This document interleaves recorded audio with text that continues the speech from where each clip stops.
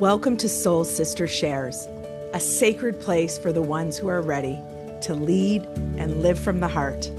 We are your hosts, Rachel and Tina, two soul sisters, heal your life coaches, embodiment guides, and beings walking the path right alongside you. We laugh, we cry, we unravel, we remember, and we invite you into every moment of it. Welcome home.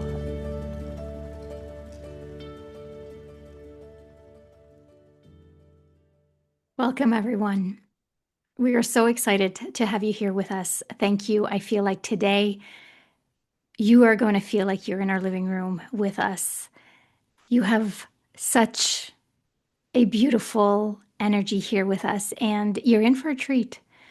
Tina and I are going to be discussing this beautiful experience that she had a few weeks ago when she was celebrating her 25th wedding anniversary with her husband, which is actually today when we are recording right now. So happy anniversary, Tina. Thank you. And with that said, I'm going to let her ground us today, and we'll jump into the episode right after, but let's just let her lead us into this beautiful grounding into our bodies. So I'll get everyone to just lean back or stand tall wherever you've landed here today. And just take a moment to take your tongue off the roof of your mouth. Let your shoulders just drop and settle down. Allow your belly to fully expand and soften. And invite the pelvic bowl to relax and open. And let's come home to what we refer to as the breath. And just noticing where it's landing in this present moment. Not changing it, simply observing it with a sense of gratitude of your aliveness right here, right now. And as you focus on the breath, invite it a little deeper, past the throat and tongue, down into the shoulders and upper chest, making its way into the upper belly and lower belly, then waiting for it to drop into your seat. And then just ride the rhythm of your breath. As we breathe in our mind's eye, saying, breathing in. As we breathe out, we say in our mind's eye, breathing out. Let's hold this space just a little longer.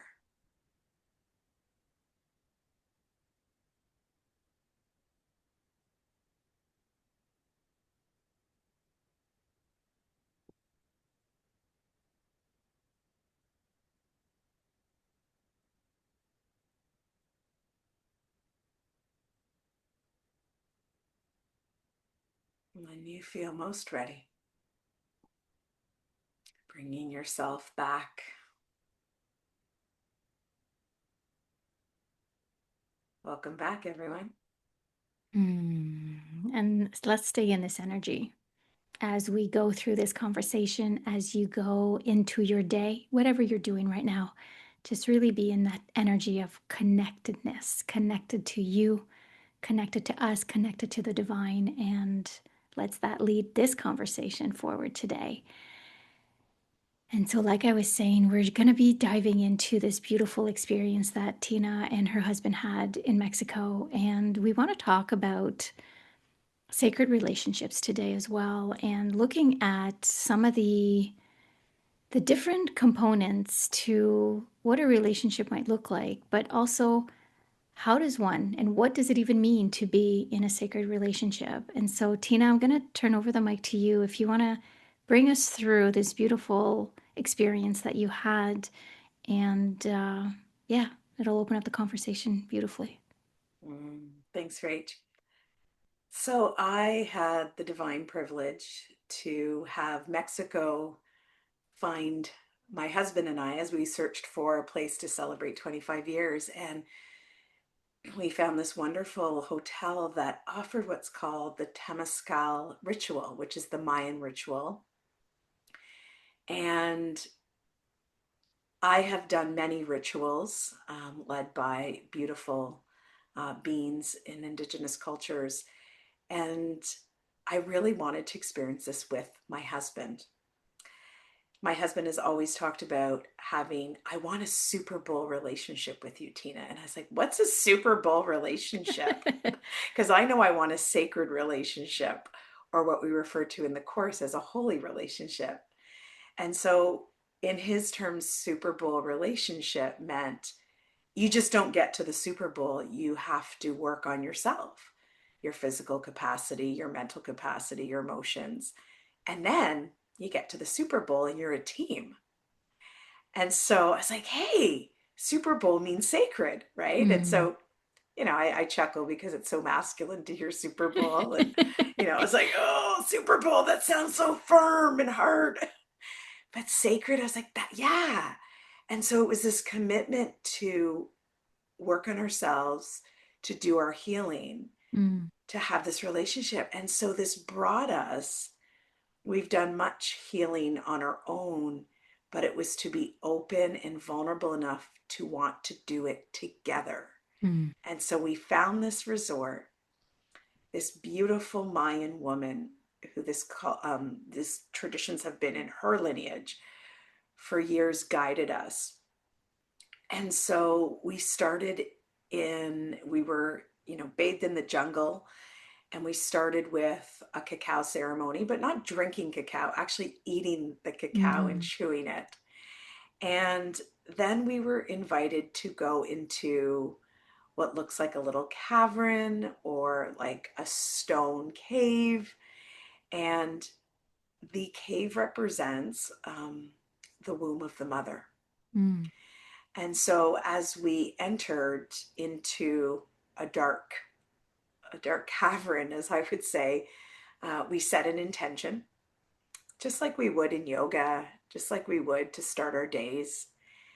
And then we slowly walked in, and we were told that we would be going through 4 doors or 4 journeys. And so as we started the journey begins with um, someone else coming in to place hot rocks in the middle that are then doused in water. And so it's like a sauna in there.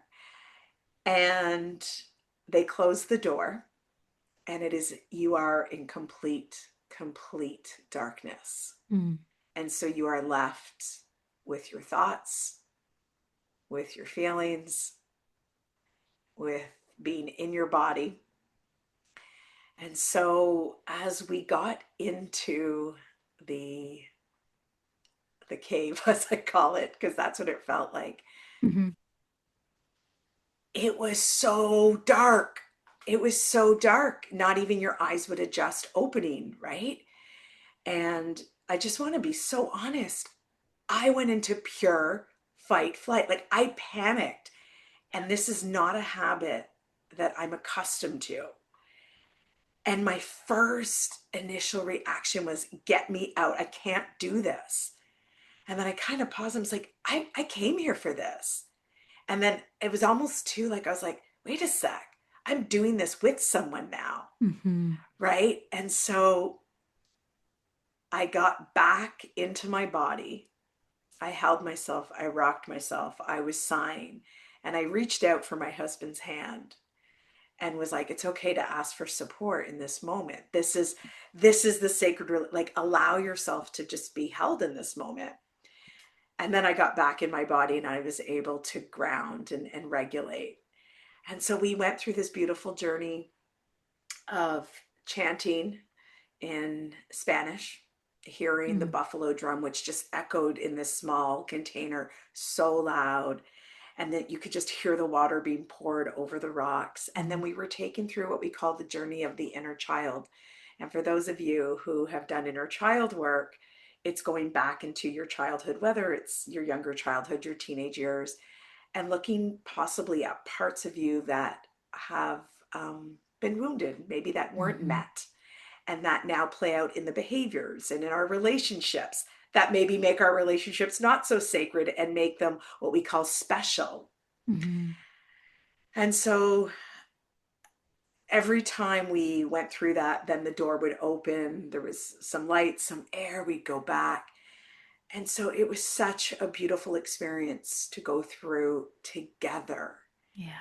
and to not say a word, but to just hold that space and to be totally vulnerable with all that came up for us, whether that was fear, whether that was tears. Yeah. And so once we went through all the doors, about an hour and a half later, we got to celebrate by jumping into one of the most natural cenotes which exist right on the property. And it just felt like a rebirth, like a refresh, and just a celebration of holding each other and just almost like no words, but of like witnessing each other. Yeah. And pure knowing. And just pure knowing Yeah. and um yeah, this deep sense of like surrender, like. Mm. And so I think, you know, when I look back, what was so special for me and I didn't realize is how I was blocking myself. Mm. I was so open to doing this work with myself, with Rachel, with other women in community and retreats. And yet I was so blocked from the sacred relationship. And this was like a door that really opened to it, literally. That's beautiful. Mm. That's beautiful. When you share that experience with me when you got back from Mexico, there was such a deep resonance on my heart of the whole experience that you had. And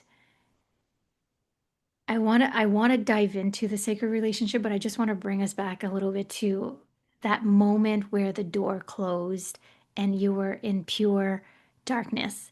And so we this darkness topic theme has been in our group of soul sisters for a bit now, because we have a soul sister who went on a 3-day dark retreat, and so it's really been a topic of conversation. And so I actually decided to try one of Tina's. I do Tina's yin yoga classes on Wednesday nights, and I decided to try it on with a mask so that I would be in complete darkness, to see how my body would feel, to see how I would feel. And the first time I tried it, there was, like you were saying, there was moments of panic at the beginning, just because this is so not natural for me. And you sent me was it an Instagram reel you sent me about taking your shower in the dark? And I had a visceral reaction seeing that, because, and it made me realize that the darkness scares me. I have a visceral like fear like within me for the darkness. And so I've done 2 yoga classes with my mask now. The first time was a little bit um, just unsettling, because all of these stories were coming out in my head. I'm in my living room. No, I'm in my basement when I do yoga. I'm in my basement, door closed, and I was having thoughts that snakes were going to come out because I can't see, like the thoughts, the craziness that comes through. And so, in that moment, when the door closed of that little cave, the moment of panic that you had, and the way you were able to regulate yourself, what a beautiful way, like a moment of healing for you. A beautiful moment of healing and regulating and reaching for your husband's hand as support. And this is something that I feel like as a woman in this society is not always something that we do, because it shows vulnerability. And we have to be strong women, we have to be independent, we have to be, but there's such a beauty in being able to be vulnerable with your partner and able to reach out for his hand, knowing that just that little act of support is so healing for not just you, but for him as well. And so I love all of this, and I'm so glad that like you had that moment and you shared it so openly about the panic. Mhm. Yeah. I really feel that we're going through a loneliness and disconnected epidemic, Hmm. and true connection, the sacredness that we look for, whether it's with a partner, whether it's with a soul sister Yeah. or colleague, is we want connection, and it requires authenticity and vulnerability. And so here it Yeah. is, just strip it all down in your most fearful moment, and you're about to abandon yourself. Hmm. Can you be fully seen, and can you ask for help? And if I were to say one of my biggest wounds is stubbornness and defensiveness.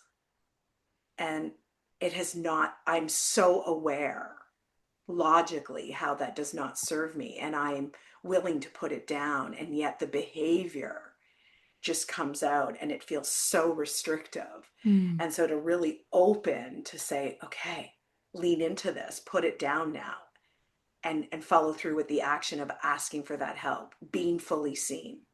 Yeah. Yeah, so powerful. I think I would definitely say that if I was to, like, if we were going to start talking about what does a sacred relationship look like, I would say that the foundation of a sacred relationship, of a holy relationship, is vulnerability, is authenticity, is that acceptance and that willingness to reach out and to be seen in all of it, to be seen in that stubbornness that you're talking about, to be seen in that wound that you could potentially have. I think letting ourselves be seen, as I'm saying this, I'm having a download coming through my head that I'm going to say in just a second, but letting ourselves be seen in that rawness, I think is so powerful. And as I was saying this, what came through my mind is how many of us want to be seen or asking to be seen, but we don't let ourselves be seen. We let the barriers, we let the wounds, we let our inner child, we let all of the things limit that possibility to be seen. And so this is an invitation. This is an invitation for you to think about if that is something that is so deeply and something that you want on your heart is to be seen. Where are you stopping it from happening? Because that is what we do. We want something, but yet we act and we secretly or unconsciously, we are the ones that are sabotaging our own self. And so yeah, I think something to really think about here. Yeah. And even you know, when we're not being seen, right? Um, and we're not seeing the other person, I think this leans into, where are we judging ourselves? Mm, Where are we, like, right? And so then we're judging ourselves, we're judging others. And this is a huge barrier. And so I think it comes down to this sacred, holy relationship that all of us long for, yeah. right? This social fitness, these connections, this community that we long for, that does increase longevity and happiness. We have research around this, actually. This all comes down to being seen Mm, and letting someone to truly witness them, is to allow them to be who they are, and let them be on their journey, even that our journeys, there's no slower or faster, right? And so this is, I think, been the biggest thing for me in my marriage of 25 years, is to allow my husband to be who he is, not judging, but with a compassion and forgiveness, mm, right? And we talked about forgiveness in our last episode, yeah. and to make space for that rather than wanting to run away, because I can tell you there's many times I wanted to leave. Oh yeah. And so, Rachel, even you, Yeah, I think there was a part you did leave. I did leave. I did leave. So, I did leave because we got lost. And instead of looking within and instead of looking at where I was being triggered and what I was going through, I got caught in the judgment of what I thought something needed to look like, what I thought our relationship needed to look like, what I thought he needed to be. And it was easier at that moment for me to blame than it was to actually take ownership and to see what was actually within me. And there was a lot of things happening at that time too. And I left and I'm going to say I ran away, but I ran away in the good sense where I left and I went to an ashram for a month. And in that moment at the ashram, chanting and having this rupture of the heart to realize that I was the one that needed to work on me. I still had things that I needed to work on, and I didn't want to do life without him. I didn't want to do life without my husband. He was the one that I wanted to go through the ups and downs and all of it with. And that was a big awakening moment for me. And it really, really solidified and made me realize how important it is to to turn the lens within and to know that when I'm blaming, I'm going to say my husband, my friends, anyone. Because when we talk about sacred relationship, Tina said it, I'm just going to say it again. Sacred relationships are with a a husband, a partner. They can also be with your soul sister. They can also be with friends, their coworkers, acquaintances. They're really the relationships that you hold dear to your heart. And Tina and I we'll talk about the sacredness between our relationship and after that, but just in this moment it was just really confirmed how the triggers that I was feeling, I needed to look at the emotions that were coming up and where were they coming from. And it had nothing to do with him, it had everything to do with me. And so this all to say that there's always work to be done. And Tina and I will both attest. Tina celebrating 25 years. I'm in an 8 year. I think we've been married 8 years this year. Um, but it wasn't always like this. It wasn't always sacred. It wasn't always butterflies and rainbows. And anybody who's in a marriage and a partnership will tell you that it's not always happy moments. Tina, do you want to talk a little bit about that? yeah, I really believe that the people in our life, especially our partners, that we've chosen them Mm, and that they are a mirror of us. And so, can we own that mirror? And so, what Rachel had said of, looking at the triggers, doing your own work, and as you heal those stories of yourself, and you work on, wounds or weaknesses, or that, then they will mirror back at you. mm, And so, whether it's your partner or your friend, what an opportunity to grow and to develop a sacred relationship. And so, we could run away because we think we don't have or we can't have a sacred relationship. And yet, if I run away and look elsewhere, I'm still not going to get a sacred relationship if I don't work on the most important relationship, which is myself. mm-hmm, And that was one of the biggest takeaways in Heal Your Life from Louise Hay, is mm, the only relationship you have to work on is yourself. And so, oh my goodness, like, I know. reflecting today back on 25 years of the stories, of the ups and downs, uh, I wouldn't change any of it. I think through it all is again remembering the divinity of this partner, of this friend, whoever you're looking at, and the intention and knowing it's always whole and pure, and to remember that and to remember forgiveness. Yeah. And it doesn't mean we condone poor behavior. And I think I Hmm. really want to announce that. And we've said that before, and we need to keep other people accountable to things. But it's forgiveness. And I say this to my daughter all the time. That is what allows us to have this sacred relationship and to repair. And I think that's what we now have decided that, what the sacred relationship looks like in the next 25 years and beyond is the repair. How do we come back together when it's not butterfly and rainbows? Because there will be moments, Hmm. your wounds don't just go away. It just gets peeled back deeper. And so can we come back together quicker? And so for us, that's always forgiveness.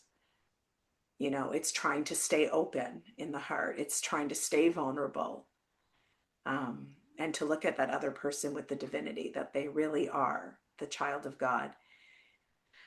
And so, yeah, repair, right? And Yeah. so I more. think that's beautiful. Yeah. I Mm-hmm. think too, it's like you were saying earlier, what a Super Bowl relationship looks like. It's the work that you put in, the emotional work, the physical work, the mind work, right? The thoughts, the stories. And it just gets deeper and deeper. And as you move and you heal, you get into a deeper level of it. And then you heal and then you go deeper and deeper. And so I think for me, anyways, for me, communication. Communication is key in my relationship. That's the work that we really work on is that communication, that connection that we have with each other. Because there are some days where we feel disconnected, and instead of walking away, it's I'm feeling disconnected from you right now, and that's okay. I'm just going to take some time for myself, and then I'll go either do a meditation or I'll go take the dog for a walk or I'll go do something to really get myself reconnected with myself to then get reconnected with my husband. And I think that's the work that we tend to want to do in our relationship to get it to that sacred level.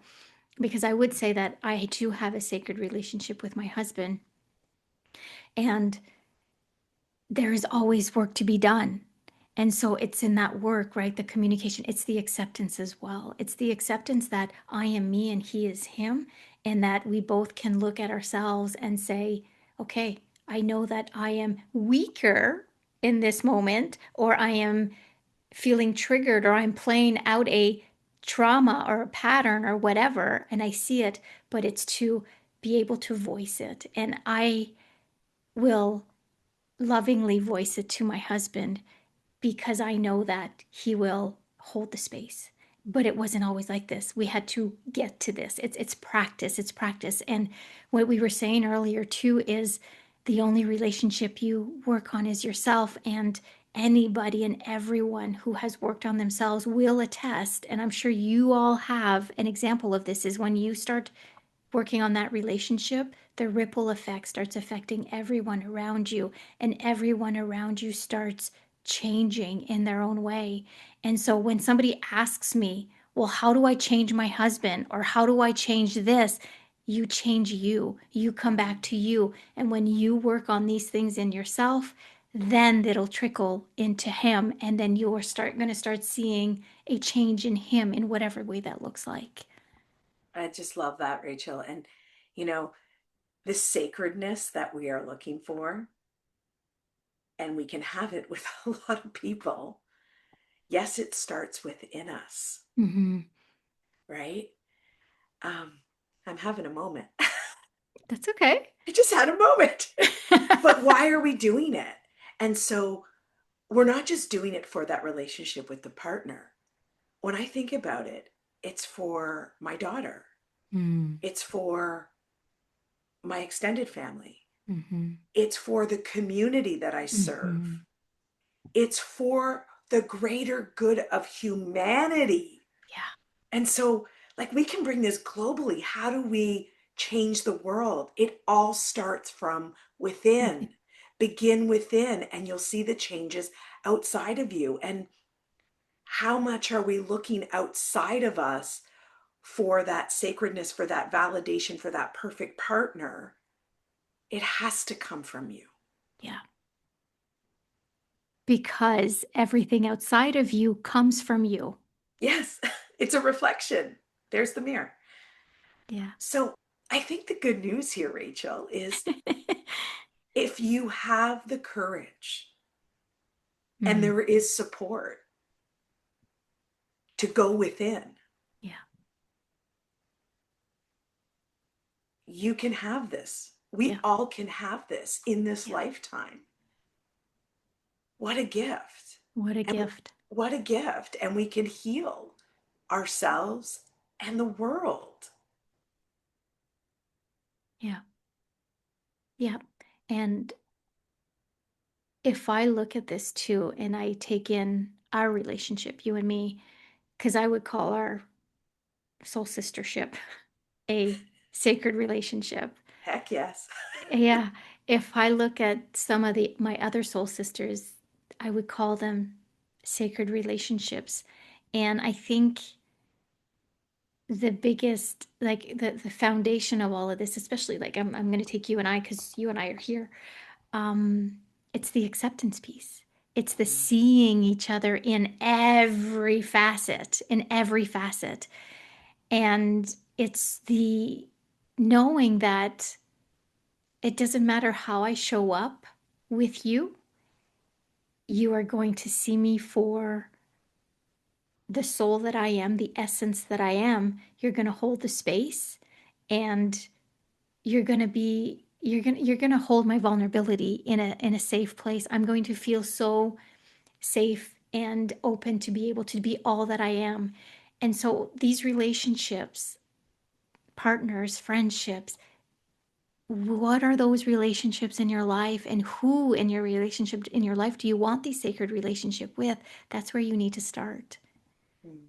I love that. That's where you start. And even telling whoever it is I want a sacred relationship. Mm-hmm. I want the Super Bowl relationship with you.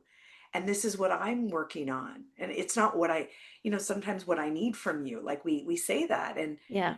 versus reframing that and saying, this is what I'm doing in this, what I'm working on. Yeah. And one other, you said a really great piece of communication with you and your husband. Um, that's something we're still really working on is, how do you communicate and repair? But I think for us, we don't even sometimes have to go there anymore because we start laughing because Mm. we're like, oh my gosh, like the expectations have come in, the patterns, and we kind of look at each other and we laugh, and it just dissolves, and we come back home to each other, Yeah. to ourselves. So, like, that's another thing, right? Yeah. I love that so much. Like, it's I love like, that so much. uh-oh, here we are. Who am Here I we go talking to? again. Here, who am I talking to right now? Like, hold on. Let me, like, I don't want to bring this version of me in. And Yeah. so that can really bring us back, right? It Quickly. really can. And I want to bring in the piece too of energy in this conversation right now, because there's a thing too that when you're having a conversation with someone, what's the intention? Mm. What's the intention of this conversation? Because when you put two people together, depending on the situation, there's always one that's going to dominate the energy of somebody else, unless you're stepping away and you're going in with an open heart. When you can connect to yourself, you go in with an open heart, the energy exchange is so much more pure, is so much more loving than if you go in on the defensive, or you go in hurt. The energy exchange in those moments are sucking. They are really sucking. And I'm pretty sure we've all been in a situation where you were talking with someone and then you walked away and you're like, man, I have no energy left. Okay? The energy was sucked out of you. And so it's important to bring these aspects in when you're having these conversations, or even when you're with these people around you. Is one, am I grounded? Am I rooted in myself with my heart is open? Is that how I'm showing up in this relationship? because in that moment, nobody can suck the energy, or you can't suck the energy of somebody else because your energy source is coming from the divine, from yourself, from something greater than you. And so, just a little tidbit here to add to these, just notice the energy exchange between the two, because when you start feeling that you're overpowering or you're being overpowered, a beautiful way to stop the conversation, to stop that moment, to step away, to be able to be like, okay, what is my state right now? Because it's not in the ideal loving state that I want to be in. I love that.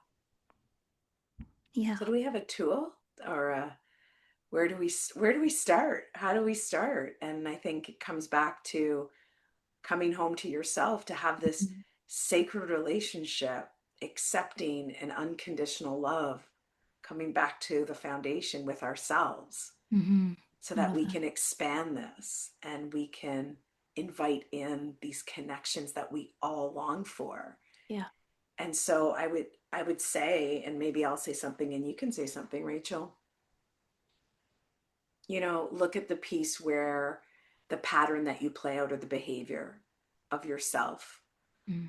that is doesn't feel good, that is maybe harmful to self, whether that's just a judging thought of my capabilities or what I maybe even look like.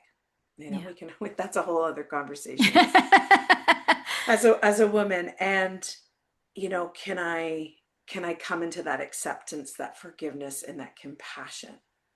Mm. Because if I can't bring it here, it'll never come, and I can't extend that. So I think look for that within yourself. And sometimes we're not aware of that. And that's where you can, get support from coaches. Yeah. Yeah. And I think you said something very powerful here is that compassion, that love, that acceptance for yourself. If you don't feel it, you can't act it. But if you don't feel you can't receive it either. Mm, Right. And so I think that is exactly where people need to start, exactly what you said. And it's to also notice, how am I showing up in this relationship? I would like to have a sacred relationship with this person. How am I showing up in this relationship? When we're together, how am I feeling? What emotions am I feeling with this person? What is this person mirroring back to me that I need to look at within myself? And so if you can take a moment, and we all have our phones with us all the time, and so we have this beautiful and on our phones called notes, and you come start taking notes and saying, this is how I feel, this is blah blah blah blah. When you get home later, and when you create yourself the space to be able to look at that, and to really just to connect and to see, where are these emotions coming from? How am I showing up in this relationship? How would I like it, our relationship, to change? How would I like to change in this relationship? And start there. Beautiful conversation. I loved it. Me too. Like, oh my goodness. What a way to start my day. Absolutely. And thank you all for being here, for sitting with us, for listening, for feeling. I think Tina and I we're so in love with these conversations. We're so enjoying having these conversations, and we hope you are enjoying it as much as we are. And so thank you for being here. I am going to leave the name of the resort in the notes, because I'm sure a lot of you would probably be interested in maybe some of that, one of that, those rituals that Tina did while she was in Mexico. And so we'll leave that in the show notes. And if you have any questions, please reach out. We are happy and looking forward to just connecting with all of you. So thank you for being here, and we're sending you so much love. So much love. Thank you so much for being here with us today. If this episode resonated, it would mean so much if you left a 5-star review or shared the podcast with a friend. We read every single review and truly love hearing what these conversations bring up for you. We are so blessed that you are here, and sending much love.